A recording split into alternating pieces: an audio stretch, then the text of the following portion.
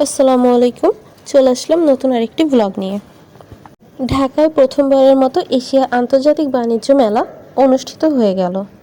বেশ কয়েকদিন ধরে যাব করেই কিছুতেই সময় বের করা হচ্ছিল না।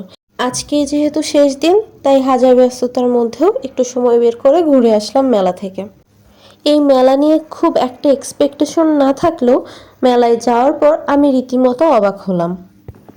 পুরো মেলা ঘুরে আমি জানুয়ারিতে অনুষ্ঠিত হওয়া বাণিজ্য মেলার মতো হালকা একটু ভাইব পেয়েছি। আমি যখন মেলায় যাই তখন এত মানুষ না থাকলেও মেলার সময় যত বাড়ছিল, মেলায় আসা আগত মানুষের সংখ্যা তত বৃদ্ধি পাচ্ছিল। পুরো বাংলাদেশের বিভিন্ন জেলার বিখ্যাত বিখ্যাত সব পিঠাও এখানে ছিল। এ যেন ছোট্ট এক টুকরো বাংলাদেশ। পুরো মেলা ঘুরে আমি দেখতে পেলাম এখানে পাওয়া যাচ্ছে 400 থেকে 500 টাকার মধ্যে পাটুয়া ব্যাগ, পাকিস্তানি শাল, বাংলাদেশের জামদানি শাড়ি, বিভিন্ন ফার্নিচার, নানা রকমের আচার। আচার দেখে আমি আর নিজেকে কোনোভাবেই কন্ট্রোল করতে পারলাম না। এক প্লেট চালতার আচার তাই নিয়েই নিলাম। আচারটা দেখতে যেমন লোভনীয় ছিল, খেতেও তেমন মজা ছিল। কখন যে শেষ করে ফেলেছি বুঝতেই পারিনি।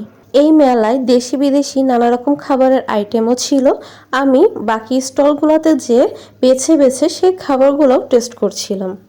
এখানে সবগুলা খাবার একটা পাত্রে নিয়ে নেওয়ার পর তা ওজন করে মাপা হয় এবং সেই ওজনের উপরেই খাবারের দাম নির্ধারণ করা হয়। আমার খাবার নেওয়া শেষ, এখন টেস্ট করার পালা। এক একটা খাবারের টেস্ট এক এক রকম ছিল।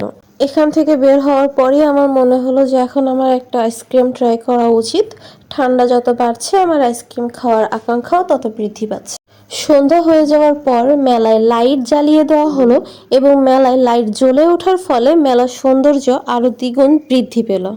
আজকে আমি অনেক বেশি ঘুরে ফেলেছি, প্লাস আমার শরীরে আর একটু এনার্জি ছিল না, তাই বাসার জন্য আমি কিছু চিপস নিয়ে নিলাম এবং আজকের মেলা আমার এই পর্যন্তই শেষ হলো। এশিয়া আন্তর্জাতিক বাণিজ্য মেলা বাংলাদেশ 2024 আমি অনেক বেশি এনজয় করেছি। আজ এই পর্যন্তই। সবাই ভালো থাকবেন। আল্লাহ হাফেজ।